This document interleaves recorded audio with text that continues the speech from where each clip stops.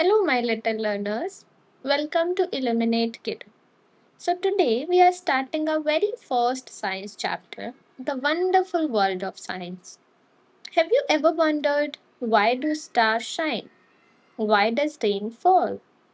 Or how does a tiny seed become a plant? If yes, then congratulations, you're already thinking like a scientist. This chapter teaches us how curiosity becomes science. Whenever we ask questions like why, how, and what, we are thinking scientifically. This chapter beautifully explains that science is everywhere. Science is not only in labs, not only in books, it is all around us in the mountains, in the playground, in the kitchen, or even in the outer space also. For example, when milk boils in the kitchen, it is science. When a football moves on the playground, again science.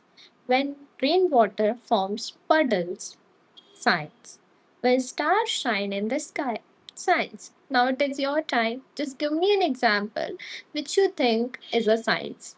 Okay, now imagine this. I give you a puzzle box with many mixed pieces. Can you see the full picture immediately?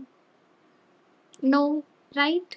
First, you start joining the pieces one by one, and slowly the picture starts becoming clear.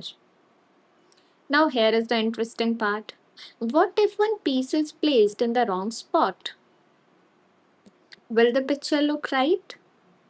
No. So, what we do, we quickly remove it and fix it. Science works exactly like this. Every answer we discover is like one puzzle piece. And sometimes a new discovery shows that an old idea was in the wrong place. So scientists improve it and make the picture clearer. That is why science keeps growing every day. Now, students, look at these two images carefully. On the top, we have a tiny seed, and at the bottom, we have a tiny egg that becomes a butterfly. Now, let me ask you something. How can something so tiny turn into something so beautiful? Isn't that amazing? First, look at the seed. It is so small that we can easily hold it in our fingers, correct? But when it gets correct soil, water, air, and sunlight, something magical begins. First comes germination, then a little sprout, then a young plant, and slowly it grows into a healthy green plant. A tiny seed becomes a living plant. Now look at this caterpillar. Starts from a tiny egg. Then it becomes a caterpillar. After that, it goes inside a cocoon.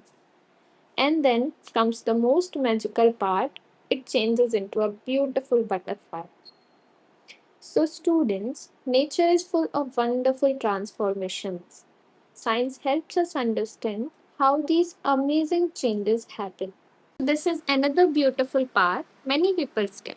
So, the chapter talks about food across India. Students, India is a diverse country and different states have different dishes. For example, dosa, rajma chawal, which is my favorite.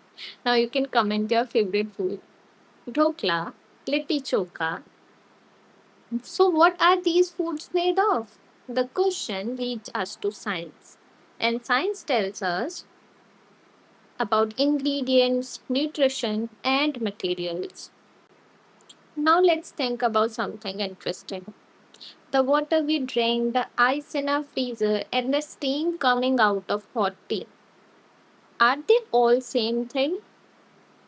Yes, they are all water.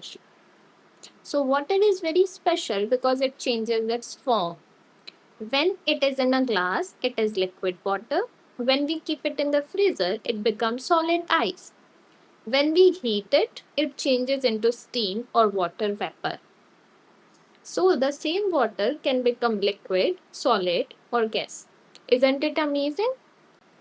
Now let's solve another mystery. How does rain happen? The sun heats the water in the rivers, ponds, and oceans. Then this water slowly turns into water vapor and rises up into the sky. And this whole process is called evaporation. Then, somewhere high up in the sky, the vapor cools down and forms clouds. When the clouds become heavy, water falls back to the earth as rain, and that is how it rains. Now, I'm guessing you already know about this thing, which you have already did in previous classes. So, students, the rain that falls from the sky is actually the same water that rises up as vapor. So, nature keeps recycling water again and again. Now, the question is how we get to know about this. So, here comes science. Science helps us to discover so many things. Now, if science is an unending puzzle, then why should we limit our thinking only to the earth? So, science is not just about the plants around us or the rain we see, it is much bigger than that. Science also takes us beyond the earth into the sky, towards the moon, the shining stars, the sun, and the planets. So, have you ever looked up at the night sky and wondered why do stars shine? Why does the moon change its shape? Are there other planets like Earth? So, these questions are also a part of science. It helps us explore the entire universe. And who knows, maybe one day one of you will become a scientist and solve the next big puzzle. Now, here is the most important idea of the chapter, where we get to know about the scientific method and how science works. Now, most of you might think that science happens only in laboratories, but no, my little learners.